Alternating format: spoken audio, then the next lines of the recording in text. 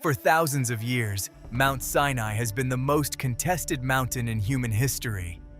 These are the sacred lands beneath my feet, a rocky desert that, despite its arid appearance, carries an extraordinary historical and spiritual weight.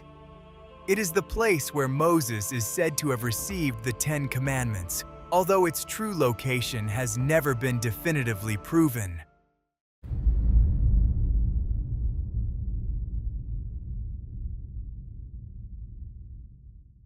We are in Saudi Arabia, exploring what many believe to be the true Mount Sinai. This year, archaeologists deployed a drone equipped with ground-penetrating radar 100 times more powerful than any previous system to scan one of the main candidate mountains. Saudi authorities often restrict access to these archaeological sites, which many associate with Moses and the Exodus, limiting the release of detailed imagery for years. The results were surprising.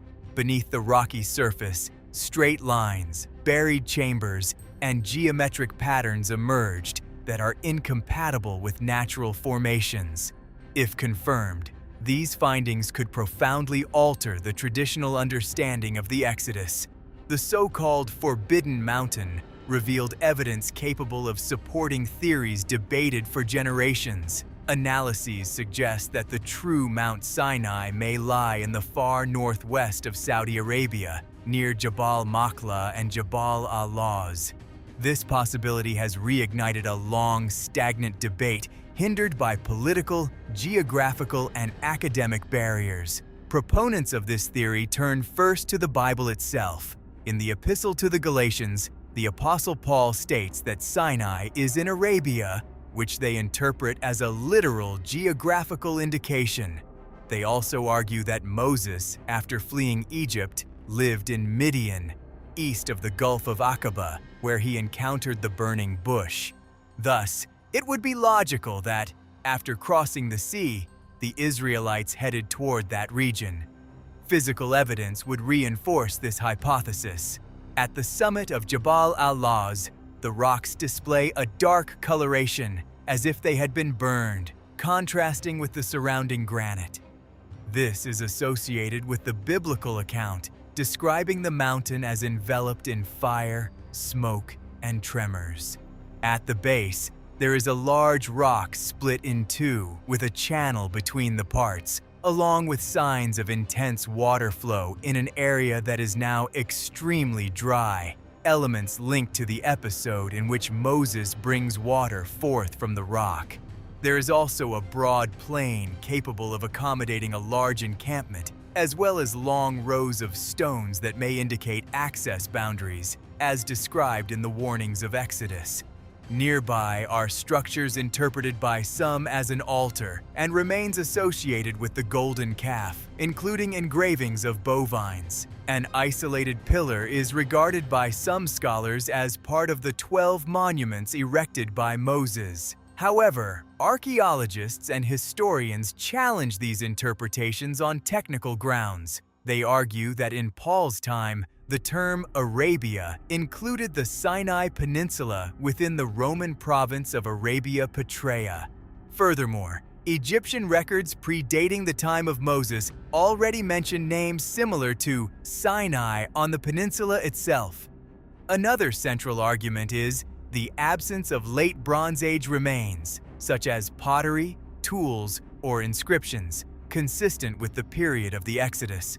According to experts, the highlighted formations may be natural in origin or belong to later cultures. Technological advances, however, have introduced new elements into the debate. In 2025, a drone with highly advanced radar identified underground patterns suggestive of organized structures. This raises new questions. Why this specific mountain? And who identified it even before these modern findings? Another important point is that the site of the burning bush was already considered sacred before Moses' arrival. The biblical text itself suggests this by stating that the ground was already holy. Many scholars believe that Moses did not discover an unknown place but entered a space already revered by earlier generations.